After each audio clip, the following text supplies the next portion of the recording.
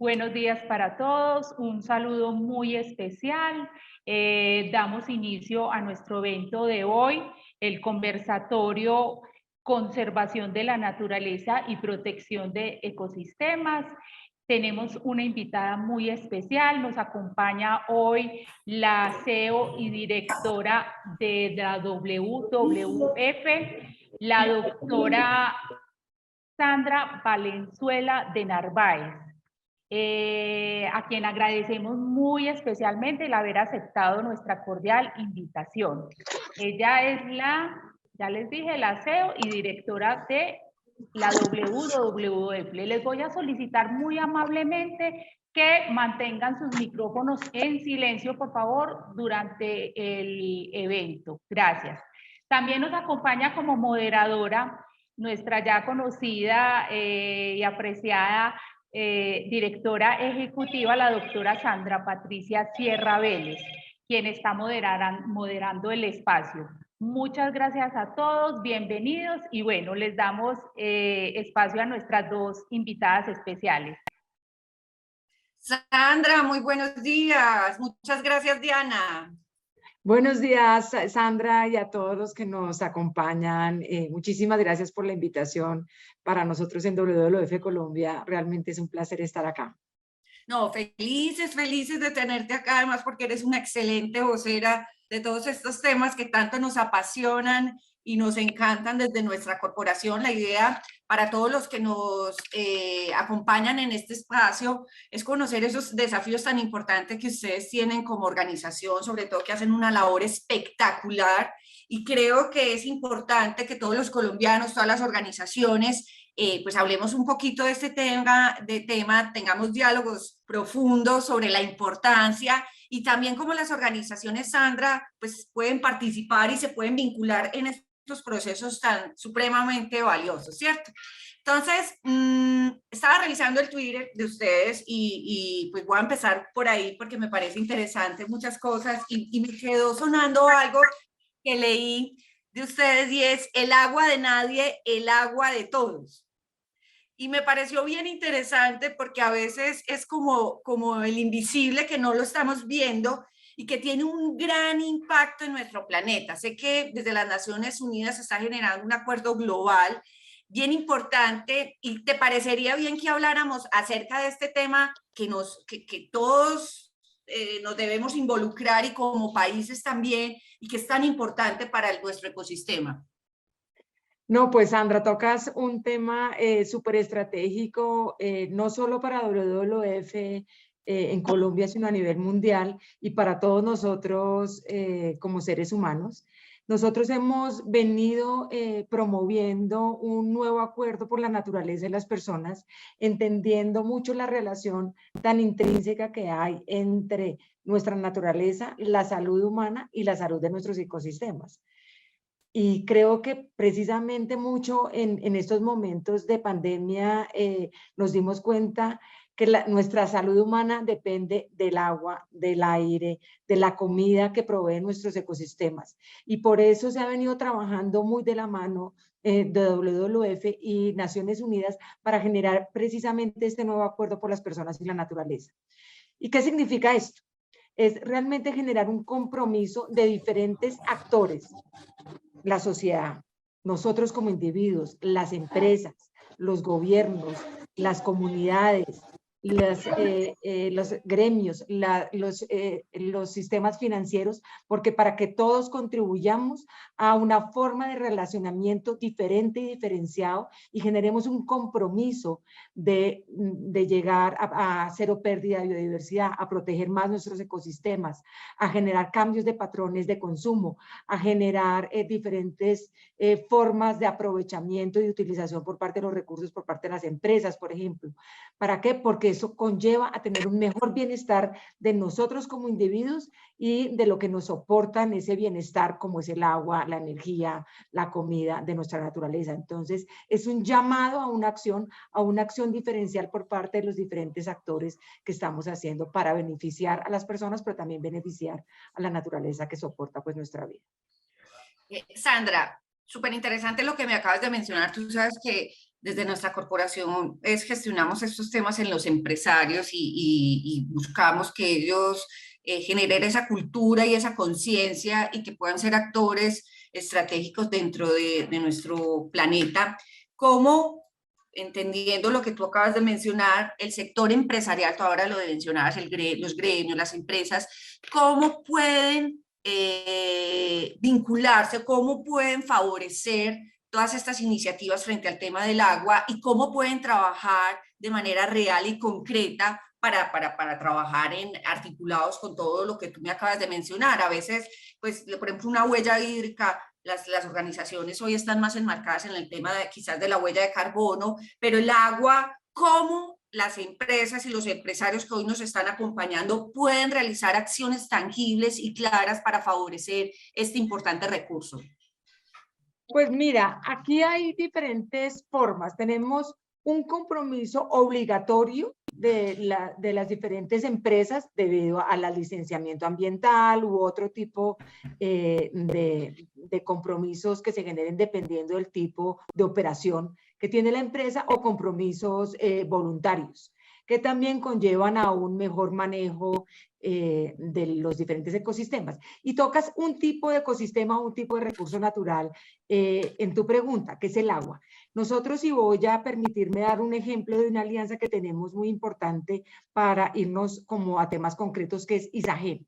Nosotros llevamos más de 3 o 4 años trabajando muy de la mano con Isagen para las zonas de páramos y zonas de alta montaña y ecosistemas andinos, donde son las cuencas abastecedoras principales de Isagen, que son las proveedores de energía.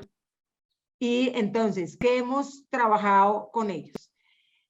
Generar todo un proceso de análisis de la vulnerabilidad climática y por ende de la producción de la energía en las cuencas abastecedoras, en principal 2 de sus cuencas. Y de ahí hemos generado inversión en diferentes estrategias para reducir la vulnerabilidad. ¿Qué significa esto?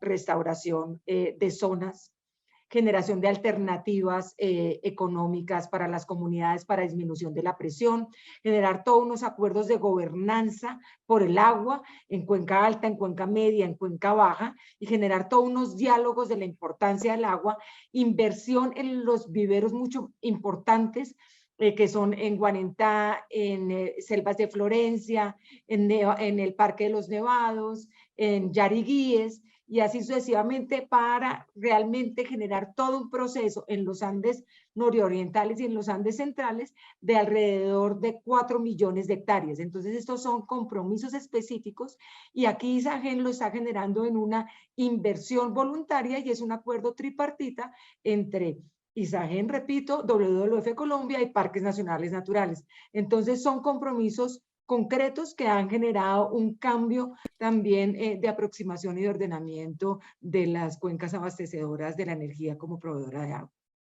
Ok, Sandra, aprovecho para saludar a alguien muy especial que queremos desde nuestra corporación y es el patrocinador de todos nuestros espacios, a la gerente y fundadora de Frisbee. Ella es quien favorece todos estos espacios tan especiales. Entonces, un saludo a la señora Liliana y continuamos con estos temas que a mí me apasionan. Entonces, hablando del agua, creo que hay una gran oportunidad para los países y interesante esta agenda compartida para buscar favorecer, pero yo quisiera que habláramos de un tema que se está hablando mucho hoy en el país y es el tema de la transición energética y las consecuencias que se pueden dar sobre un tema y expliquemos en qué consiste, porque algunos empresarios me lo han preguntado, el fracking. Entonces, hablemos de los dos temas, el tema de transición energética y los impactos que se pueden tener. A ver, el tema de transición energética es buscar diferentes alternativas de generación precisamente de energía para el país. Entonces, lo que se quiere es...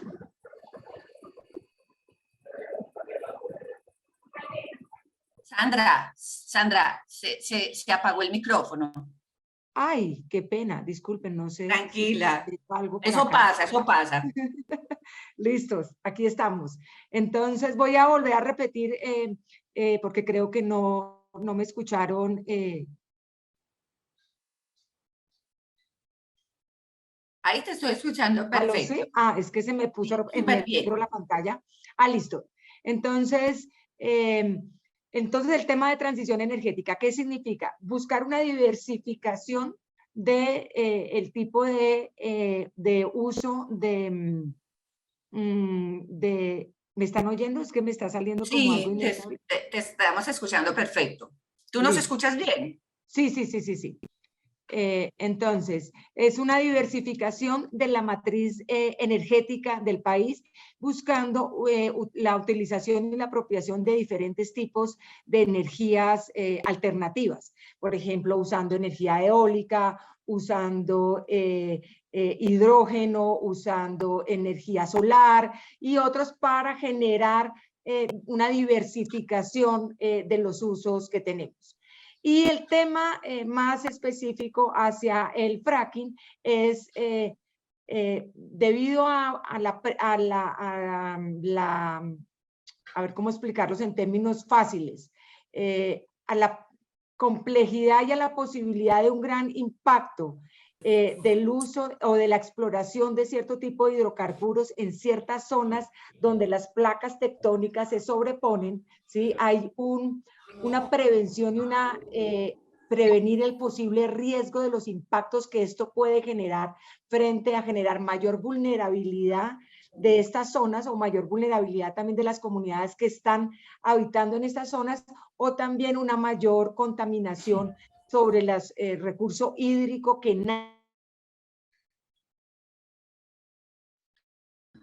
Sandra, el micrófono se dejó otra vez, se nos apagó. Está muy activo hoy el micrófono.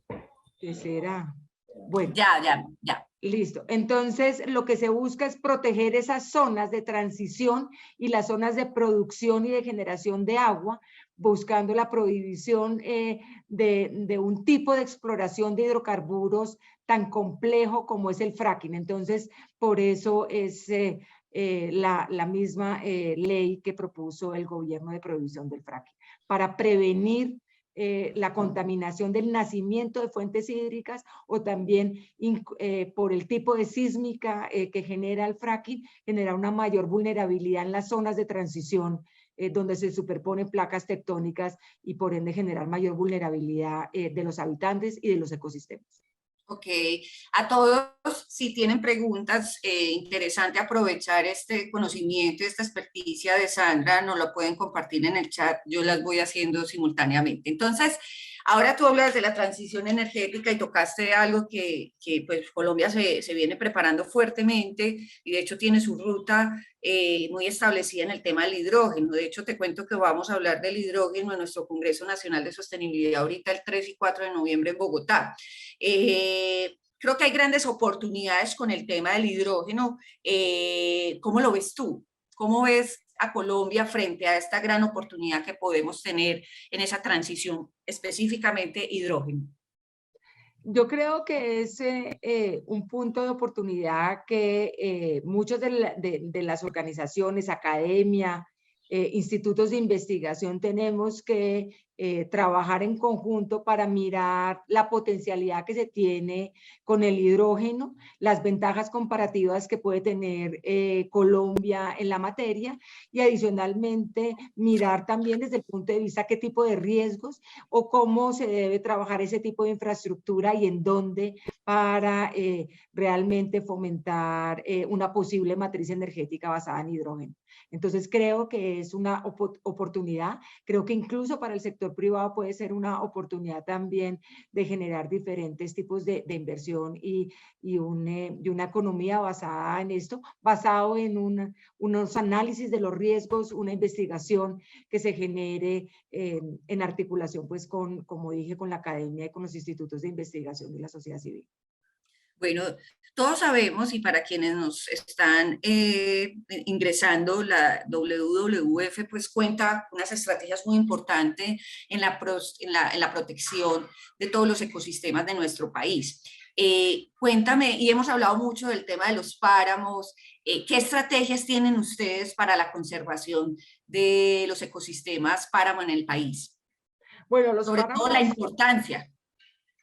Los páramos son uno de los ecosistemas más importantes en la generación de agua, como estábamos hablando hace un minuto.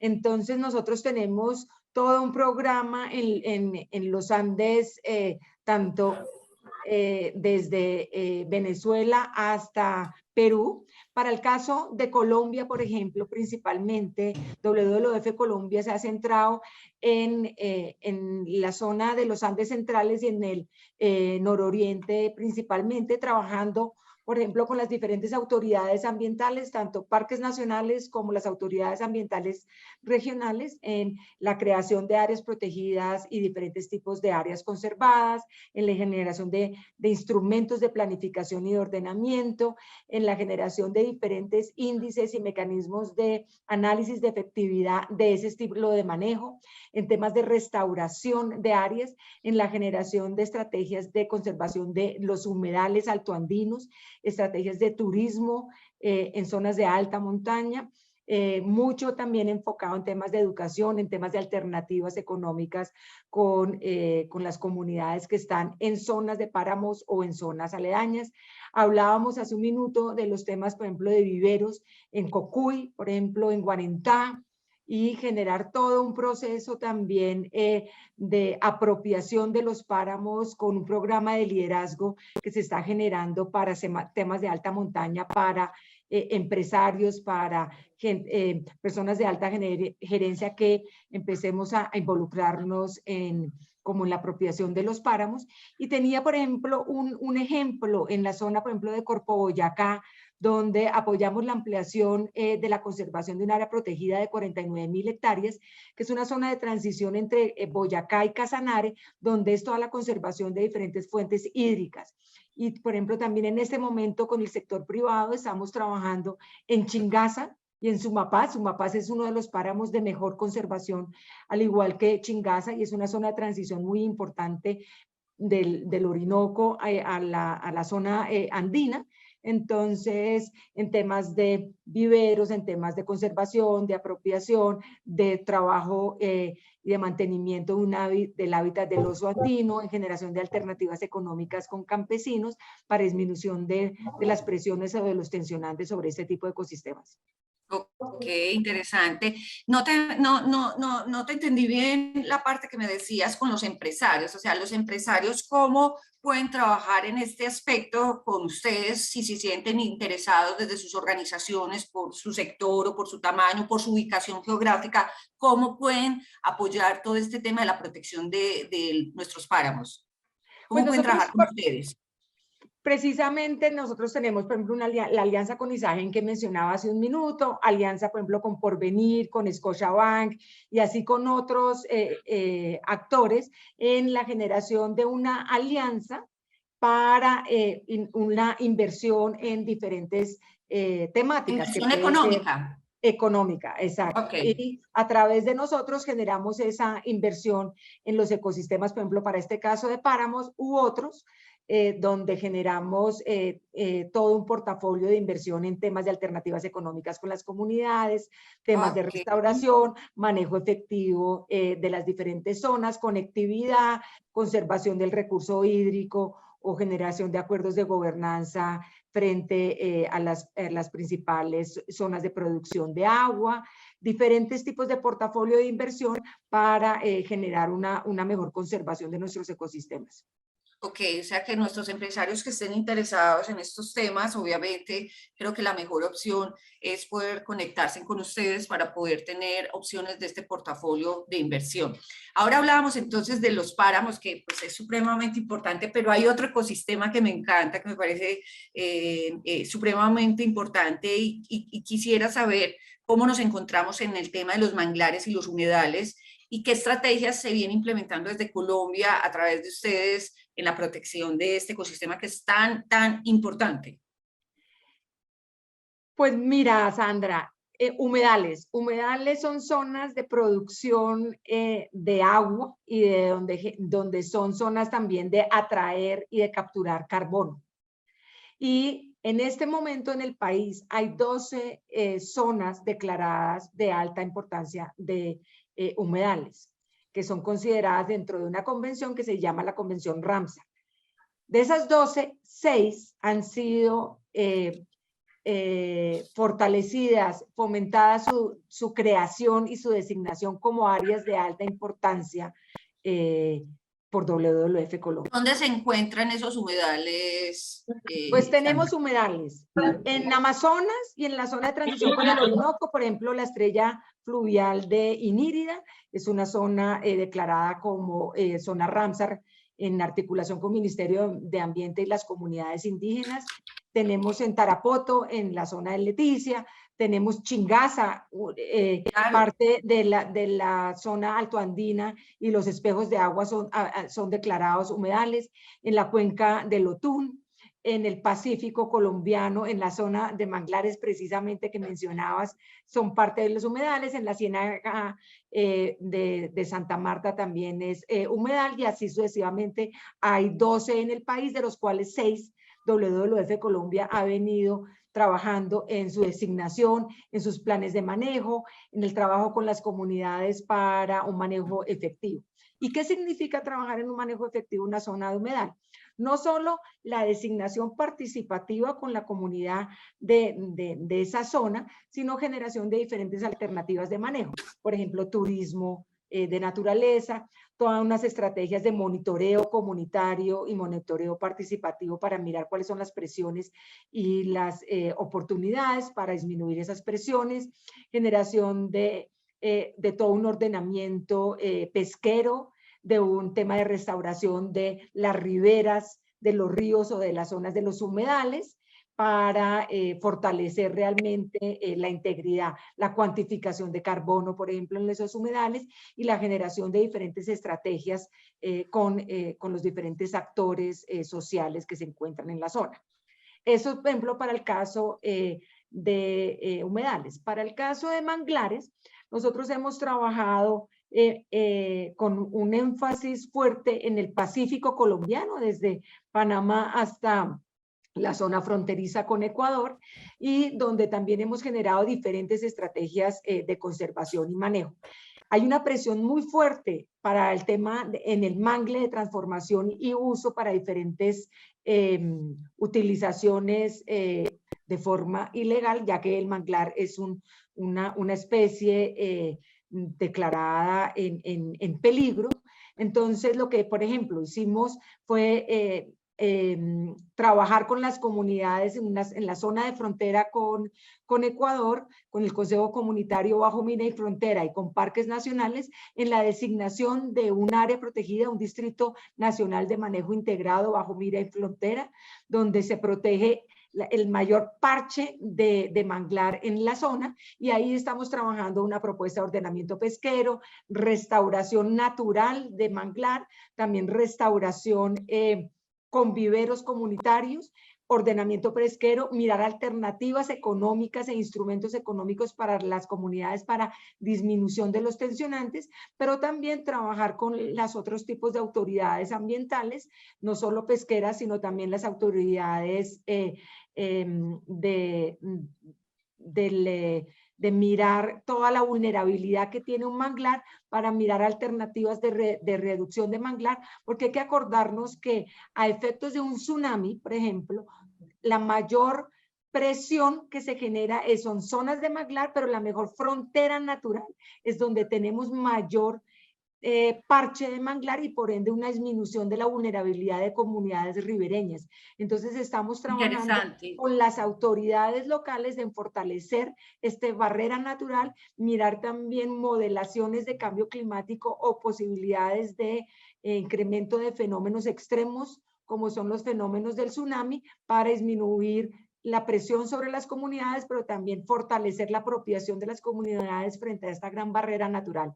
Esos son ejemplos de lo que hacemos en el Pacífico colombiano, buscando tanto disminuir la vulnerabilidad del hábitat, la vulnerabilidad de las comunidades, pero también el repoblamiento del manglar y alternativas económicas para estas comunidades ribereñas. Interesante, mira, por acá nos escriben de la universidad los libertadores que están felices en este espacio, qué rico. Ahora tenemos una pregunta, la voy a dejar para más tardecito, para ir llevando como una secuencia, nos pueden ir haciendo las preguntas. Entonces, hemos hablado de manglares, humedales, páramos, aspectos supremamente importantes, pero yo quisiera hablar sobre el tema de los árboles, o de todo el tema de los árboles nativos que hay en Colombia, porque, pues, y muy asociado con lo que nosotros hoy venimos haciendo, que es la medición de la huella de carbono, la compensación, y que la compensación se da a través de todos estos proyectos de bosques nativos. Cuéntame, Sandra, en este aspecto, sobre todo que impacta enormemente el tema del cambio climático, ¿qué se está haciendo en la contribución de la conservación, o qué estrategias se tienen para todos estos bosques nativos, y que hoy nos vemos enfrentados a temas de vulnerabilidad por la deforestación, y eso nos impacta enormemente? Y aquí hay una vinculación importante de los empresarios, porque ellos en muchos aspectos pues hacen esa medición de esa huella, pero también hacen su compensación a través de diferentes iniciativas de compensación en estos bosques nativos. Pues precisamente creo que es parte del reto que todos tenemos, tanto en la inversión voluntaria o en la inversión obligatoria, de generar las diferentes métricas de medición frente a la contribución de los actores, por ejemplo, en este caso empresariales, y de cómo se va reduciendo el impacto frente al carbono, o contribuyendo precisamente a las métricas y a los indicadores que tiene el país. Entonces, en eso estamos trabajando como en diferentes niveles. Uno es una medición comunitaria y participativa, donde a través del fortalecimiento de capacidades de organizaciones comunitarias y de la sociedad civil estamos midiendo las diferentes zonas donde se está generando restauración, procesos de liberación de áreas o producción con conservación, u otro tipo de mecanismos de cómo a través y con las comunidades y con las instituciones públicas locales generamos un sistema de monitoreo participativo para ir realmente teniendo una métrica. Y adicionalmente esto se incorpora dentro del Sistema Nacional de Medición, que es el RENARE, liderado por el IDEAM, que es nuestro Instituto de Meteorología y Cambio Climático, para poder tener ya la medición a metas nacionales.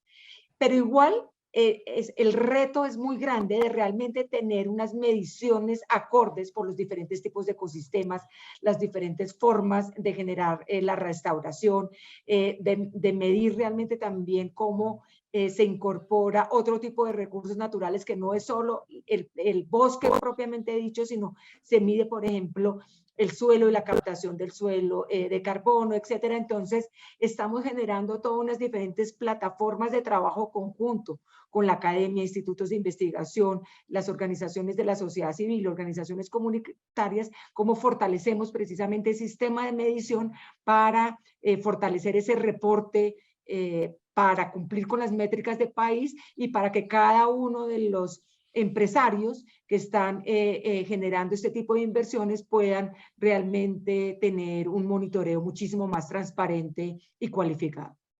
Cuando tú hablas de apropiación de las comunidades, podemos detenernos en esa parte. Estamos hablando primero de qué zonas geográficas de Colombia, y cuando tú me dices apropiación de la comunidad, ¿cuál es el rol exacto que ellos tienen en la conservación? O sea, ¿cuál es la capacidad instalada que le otorgan a estas comunidades para proteger estas áreas? ¿Cómo los involucran? Pues para nosotros es muy importante involucrar a las organizaciones comunitarias que están en los diferentes territorios, ya sea comunidades afrodescendientes a través de sus consejos comunitarios, comunidades indígenas o comunidades campesinas o comunidades empresariales que están en diferentes zonas. Exacto, para generar con la activa participación de estos diferentes tipos de grupos sociales, los temas de restauración, los temas de fortalecer conectividades, generar todo un sistema pues, de apropiación de los diferentes territorios, y con ellos empezar a medir con diferentes tecnologías todo un monitoreo participativo de áreas restauradas, de carbono, de generación de diferentes servicios ecosistémicos, y que ellos sean parte activa de la conservación, y que su voz y el tipo de información y el tipo de información social y cultural sea tenido en cuenta dentro de los sistemas nacionales de reporte y verificación, ya que muchos de ellos son dueños de sus territorios o que habitan en los diferentes territorios donde estamos nosotros trabajando. Sandra, pero sí, muy interesante. ¿Y qué tanto eco tienen? O sea, realmente qué tanto sí acuden como a trabajar en equipo o con ustedes, qué tanto sí es fácil o por el contrario es un trabajo arduo de parte de ustedes y de los diferentes aliados para buscar que estas comunidades se vayan involucrando, porque pues me parece bonito, pero no sé hasta qué punto sí es sensible para ellos el tema, o sea, qué tanto lo tienen incorporado, apropiado, y qué tanto sí se involucran, porque pues, si no se involucran esas métricas y pues esa protección no, va a ser más difícil. Pues Una realmente comunidad indígena, por ejemplo, una comunidad indígena, ¿cómo logra interiorizar ese concepto y apropiarse? O por el contrario, es mucho más fácil porque tiene más conexión, obviamente, con todos estos temas de la tierra. Pues Sandra, me quitaste un poco las palabras en ese sentido. Acordémonos que las autoridades indígenas son dueñas del territorio.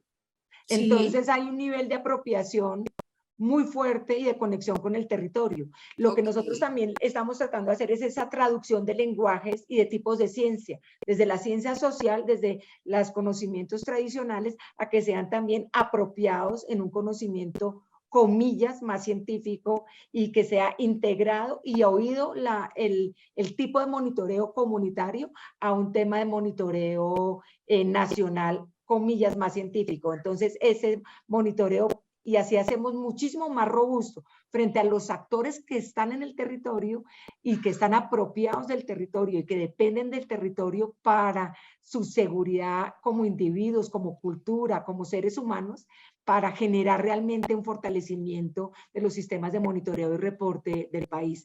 Entonces, hay una apertura muy fuerte por parte de las comunidades indígenas, afrodescendientes, comunidades campesinas. Para nosotros como WWF Colombia es muy importante trabajar con quienes son los dueños del territorio, con quienes están habitando en el territorio, y fortalecer sus capacidades y que sean también escuchados en esa traducción de lenguajes para un monitoreo real del país. Entonces creo que nosotros hemos contribuido con diferentes sistemas, con diferentes tecnologías, en generar realmente ese monitoreo participativo, donde no solo se monitorea el bosque, sino también diferentes servicios de ecosistemas, la recuperación de hábitat, los especies como el jaguar, como el oso andino, como otras especies que culturalmente son muy importantes para comida, por ejemplo, y cómo eso empieza realmente a generar un verdadero ordenamiento y manejo y reducción de diferentes tipos de presiones y amenazas,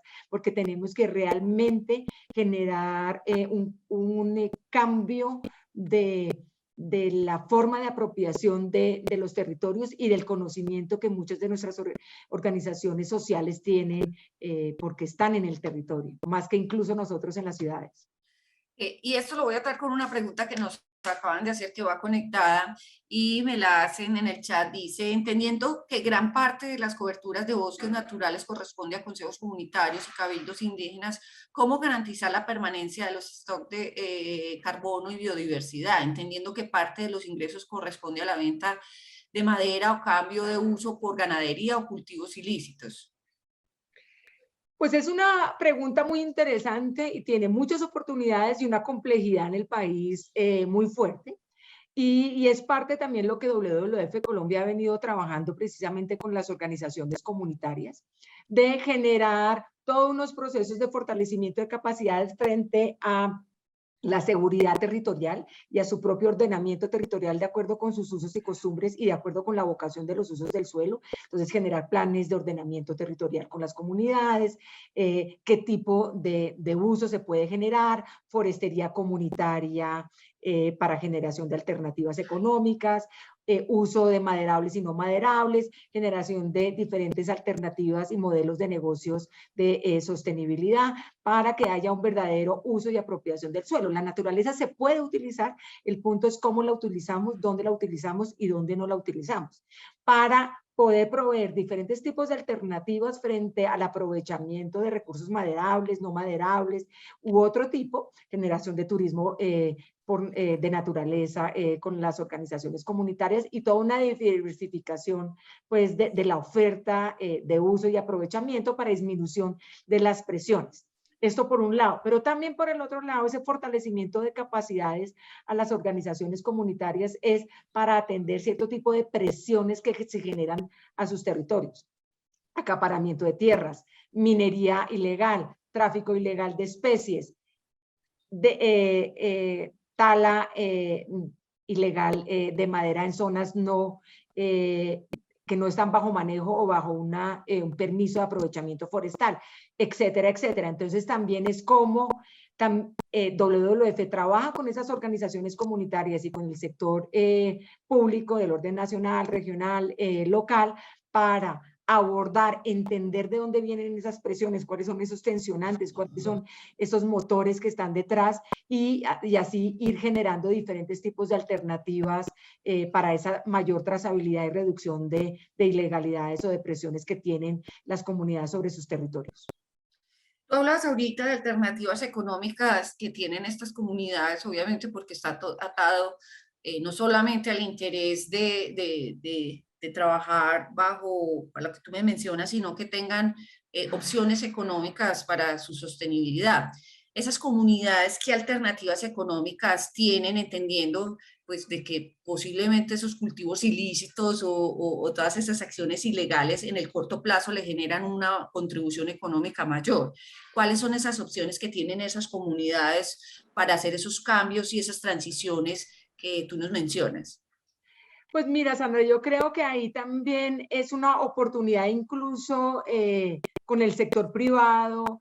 Nosotros hemos venido generando diferentes emprendimientos comunitarios.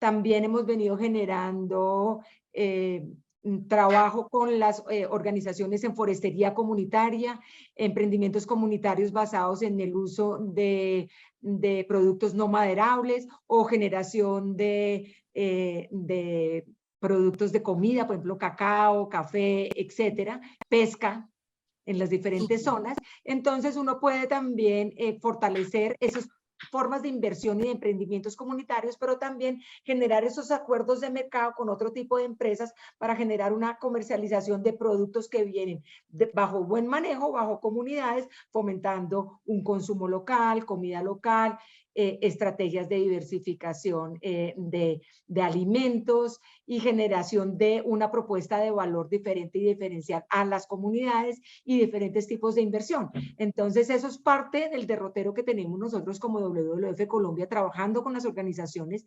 generando diferentes tipos de alternativas. Por ejemplo, en el Pacífico colombiano, en la zona de frontera con Panamá, en la zona del río Atrato, tenemos 10 tipos de emprendimientos comunitarios donde estamos buscando también todas unas propuestas de encadenamiento con el sector privado para fortalecer la propuesta de valor que están generando las comunidades de forma diferencial bajo manejo de diferentes tipos de productos derivados del bosque o incluso también el uso de maderables. También estamos, por ejemplo, invirtiendo en fortalecer el tema de artesanos en zonas de producción que tienen certificados de bajo manejo en el Atrato, en San Vicente de Chucurí, en el Amazonas y en otras diferentes zonas. Entonces hay toda una posibilidad de realmente generar ingresos, empleos comunitarios, pero también una articulación con el sector empresarial que resulta muy interesante para poder fomentar un uso adecuado de nuestros recursos naturales, pero una conservación también por parte de los diferentes actores. Eso me gusta mucho y la verdad me llama mucho la atención lo del tema de los emprendimientos de las comunidades. Un empresario que hoy nos escuche, que quiera contribuir, que quiera articularse con ustedes en el tema de esos emprendimientos para, pues obviamente para todo su proceso o trabajo interno con sus grupos de interés, ¿dónde puede ver los emprendimientos? ¿Cómo puede conocer esos trabajos que se vienen desarrollando? Porque pues tú lo mencionas, el tema de los artesanos hoy cada vez coge mayor fuerza, ya estamos viendo hasta los grandes diseñadores trabajando con los artesanos de manera muy espectacular, como un empresario acá de Medellín, de Bogotá, de Bucaramanga, de Cartagena puede trabajar con estos emprendedores y apoyarlos y transferir conocimientos si es posible o también generar una transacción económica. Mira, Sandra, aquí tenemos varias formas de articularnos. Precisamente en alianza con Fede Maderas, tenemos una página donde estamos tratando de unir a empresarios con productores de madera bajo manejo y madera legal. Y la página web se llama elijamaderalegal.com, donde es como si fuera un estilo de rueda de negocios en línea, para generar como esa articulación de dónde comprar madera bajo manejo o madera legal, ¿no? Entonces ahí se han venido generando diferentes negocios súper interesantes y es realmente un tema muy sencillo de acceder. También obviamente pueden a través de nuestras redes sociales y medios o escribirme a mí para mostrarles dónde estamos generando estos emprendimientos comunitarios.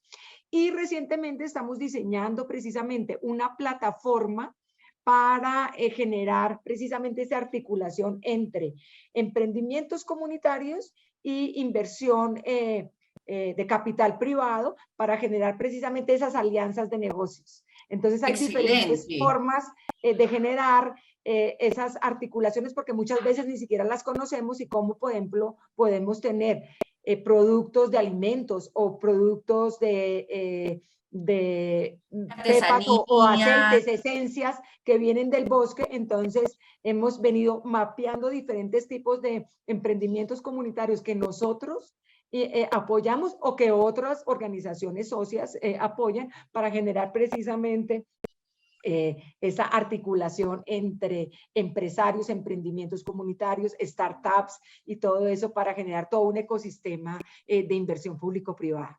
Sandra, eso me fascina. De hecho, cuentas con nuestra corporación en lo que podamos ayudar en esa articulación. La verdad Buenísimo. es fantástico porque pienso que hay grandes oportunidades. De hecho, tengo un gran amigo que se llama Julio Andrés Rosso, de pronto lo conoces, que trabaja mucho el tema de turismo ecológico y él me hablaba de los superalimentos y los superalimentos que hay en el Amazonas, porque me hablaba de algunas semillas o algunos insumos bien importantes. Entonces, pienso que descubrir esas oportunidades en las regiones es una gran oportunidad para todo el país y cuentas con la corporación cuando tengamos esa red para articular todos nuestros empresarios que hoy tenemos, que están acá, pero en realidad son muchísimos a nivel de país, para que conozcan estos emprendimientos y los apoyemos. Creo que es fantástico la idea que tienen y que se puede generar grandes oportunidades para todos. Aquí tengo una pregunta.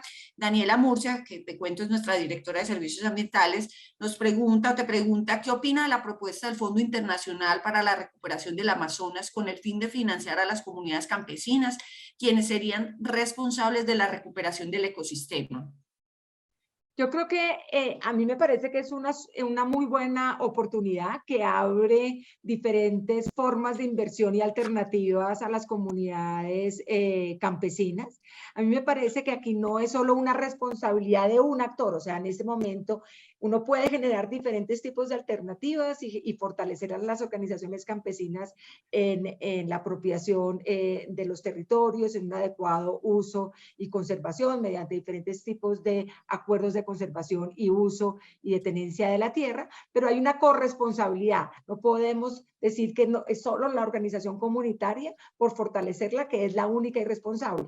Es Por eso es el pacto que hablábamos al principio de nuestra conversación, del pacto por las personas y la naturaleza. Todos tenemos una responsabilidad y un compromiso, desde la organización campesina en este caso, con este tipo de inversiones, pero también la autoridad pública, también las otras organizaciones de la sociedad civil, a otro tipo de autoridades comunitarias, organismos de control. Todos tenemos una corresponsabilidad, unos derechos y unas obligaciones frente a disminuir los factores de insostenibilidad.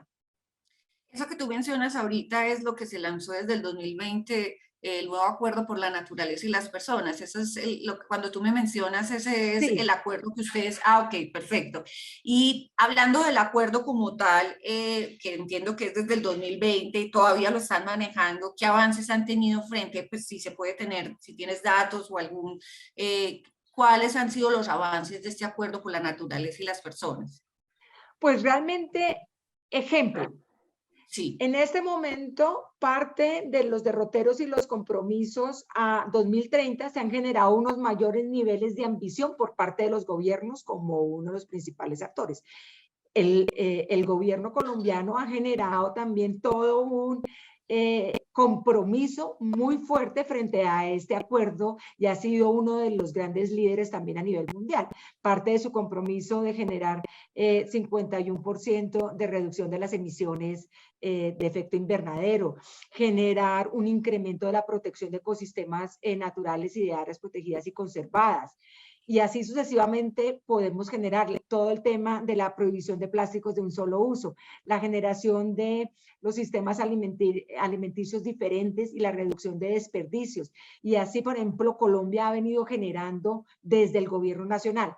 Pero uno puede también generar ejemplos como tipo de empresas. Bavaria generó todos unos compromisos muy fuertes frente a la reducción de emisiones de toda su flota de transporte de su producto. Ha venido generando todo un tema de inversión en páramos de cuenca, de la parte de cuenca alta, de zonas de producción de su materia prima. Y así sucesivamente yo podría aquí entrar a generar todo un listado de diferentes tipos de empresas, sectores, para la implementación de unas metas mucho más ambiciosas para la sostenibilidad del negocio, pero por ejemplo también el sector financiero. El sector financiero está implementando todos sus sistemas para poder también contribuir desde las inversiones del sector en disminución de factores de insostenibilidad y así sucesivamente el mismo proceso de transición energética. Es un tema súper ambicioso donde muchos de los actores de todo este sector están generando también unos niveles de ambición bastante fuertes que hace parte de este acuerdo por las personas y la naturaleza.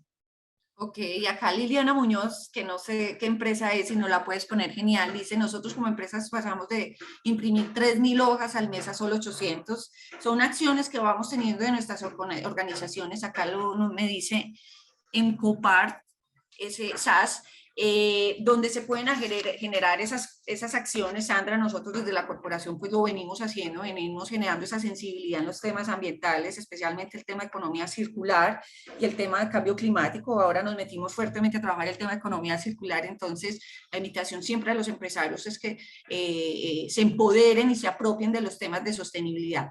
Tengo una pregunta que la dejé para ir finalizando, porque sé que tú tienes una agenda muy apretada, y estoy feliz contigo acá, me quedaría mucho más tiempo porque tienes un conocimiento muy importante que compartirnos. Y por acá Daniela, que es nuestra directora de servicios ambientales, nos pregunta, ¿qué opina de que Colombia ratifique o no el acuerdo de Escazú teniendo en cuenta la perspectiva de la WWF? Un tema que ha generado, ¿por qué lo dejé para lo último? Porque ¿qué sucede? Hay mucha, de hecho te cuento, vamos a hacer un conversatorio sobre ese tema puntual seguramente en el mes de septiembre, porque hay mucha incertidumbre, hay muchas dudas, los empresarios están muy inquietos, entonces pues hay mucha sensibilidad con el acuerdo. ¿Cuál es la perspectiva que ustedes tienen? Pues para WWF Colombia trascendental e importante la ratificación del Acuerdo de Escazú. Precisamente nosotros hemos sido Podríamos, parte... discúlpame, como muchos no tienen el conocimiento de qué es en términos generales, ¿podrías contarles a nuestros empresarios qué es en términos muy concretos el Acuerdo de Escazú? Y después pasar a esa opinión o a esa perspectiva de ustedes. Pues el Acuerdo de Escazú busca realmente generar toda una seguridad ambiental y territorial y seguridad jurídica en los diferentes territorios, y por eso la importancia de su ratificación. Hay muchos preconceptos y malas interpretaciones por parte de diferentes actores, y nosotros entendemos pues que puede haber ese preconcepto. Entonces, Sandra, por favor, cuenta con nosotros para ese diálogo que estás proponiendo con los diferentes asociados de ustedes, porque para nosotros sí es importante quitar todos esos sofismas de lo que es o lo que no es Escazú. Lo que no, para nosotros Escazú busca es realmente una seguridad jurídica y una seguridad de los diferentes actores, donde se respete precisamente los derechos humanos de las comunidades que son dueñas del territorio o que habitan los diferentes territorios, y es un acuerdo donde realmente se defienden los derechos del ambiente, se previenen los diferentes tipos de conflictos y se garantiza. Sandra, se activó el micrófono, se apagó. No sé por qué pasa esto, pero bueno. El punto es volviendo a, no sé hasta dónde me escucharon, ¿qué significa Escazú? Es buscar una seguridad frente al tipo de información que se genera, a los derechos de las comunidades que habitan los diferentes territorios, para poder que haya una transparencia en el manejo del tipo de información, acceder a información, participar en la forma de toma de decisiones del tipo de ordenamiento y de utilización de los diferentes recursos naturales. Y obviamente una defensa de los actores que están en el territorio, de estos líderes ambientales, de estas organizaciones comunitarias, tanto sociales como ambientales, frente a la protección y ordenamiento de sus territorios. Ok, Sandra, excelente, te vamos a tener en cuenta, genial, vamos a hacer ese conversatorio. Aquí está Diana, que lo está organizando, donde vamos a tener un espacio solamente para hablar de este tema, para que los empresarios, como tú bien lo mencionas, pues interpreten, entiendan la importancia y tengan una perspectiva frente a ese tema. Una última pregunta que tenemos acá de la Lotería de Medellín, un saludo al señor Carlos Evelio, y es que está feliz con la charla, nos dice que muy motivadora. ¿Cómo podemos acercarnos al cumplimiento de las metas con el apoyo de WWF, y qué otras iniciativas ustedes le han metido el hombro al tema, de los diferentes a las que hemos hablado, que de pronto nos haya quedado por fuera? ¿Qué otra iniciativa tienen ustedes? Pues nosotros podemos generar un diálogo pues directo, por ejemplo, con la Lotería de Medellín, frente a llegar a un acuerdo de inversión en los diferentes territorios donde estamos trabajando, donde haya un beneficio, donde haya también voluntariado por parte de los empleados, donde hay una contribución de los empleados, pero también hay una contribución de la misma lotería en la protección de los ecosistemas.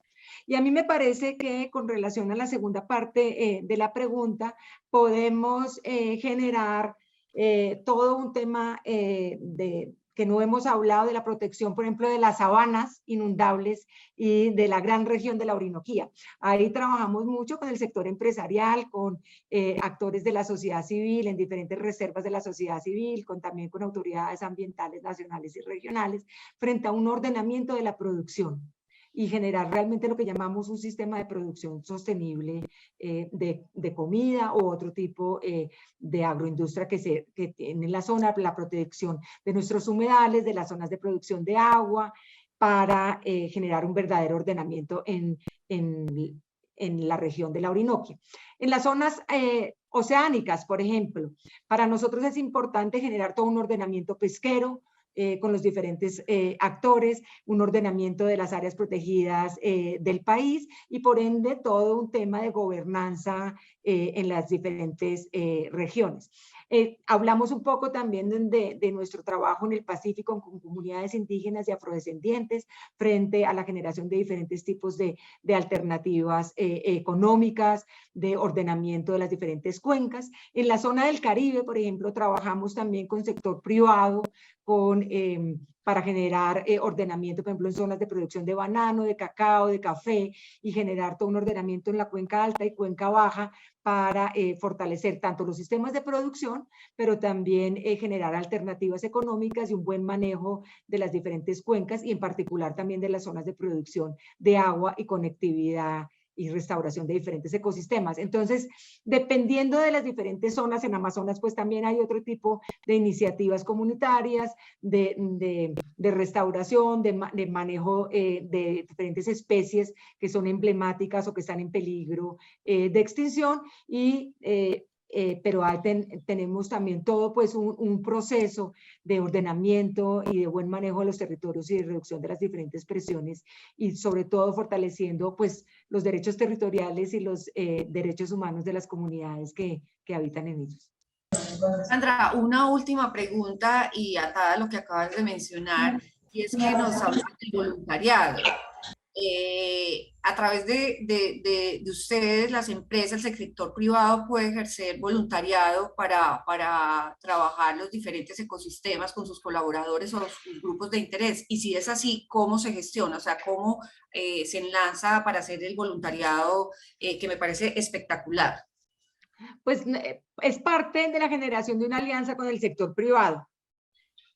Cuando tenemos una alianza con una de nuestras empresas, digamos que generamos una alianza que beneficie a todos y que involucre la participación activa de los empleados, la participación de la empresa como tal, y de las inversiones y que tengan las diferentes experiencias del trabajo con las comunidades, con las instituciones que hacemos de primera mano, porque también ahí volvemos al acuerdo por las personas y la naturaleza, donde nosotros como individuos también tenemos una acción de generar ya sea a través de fortalecer los temas de restauración que tenemos, a través de unos temas vivenciales, a través de fortalecer el trabajo, a través de WWF con diferentes tipos de donaciones para generar todo un programa. Entonces, dependiendo del acuerdo Es completo, es como la inversión económica, pero también vivencial, también el cambio de actitud,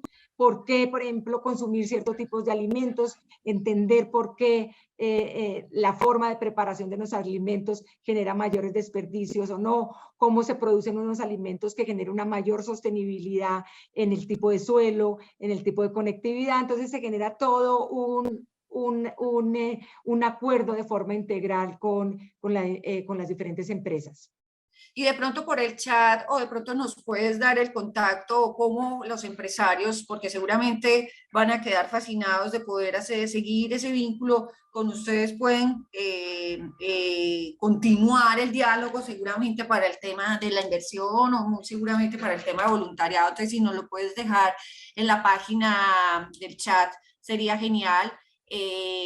A todos los empresarios, pues felices de que inviertan tiempo en estos temas de país, de planeta tan valioso, a nuestro patrocinador Frisbee, por apoyar estos diálogos tan importantes en los temas de sostenibilidad, a la WWF Sandra, pues fue un espacio espectacular, la verdad necesitamos acercarnos cada vez más a la naturaleza, a las iniciativas que se están dando, a todo esto. El sector empresarial está muy abierto, obviamente, cada vez más sensible a los impactos que se tienen. Entonces, estos diálogos son supremamente importantes. Me quedo con temas supremamente interesantes como el tema del emprendimiento comunitario, que me parece una gran oportunidad, todo el tema del agua, nuevamente traigo lo que ustedes dicen, el agua de nadie, el agua de todos, y cómo se pueden generar alianzas de manera importante. Entonces, Sandra, muchísimas gracias. Ahí en la página del chat, Sandra está colocando todos los datos, entonces,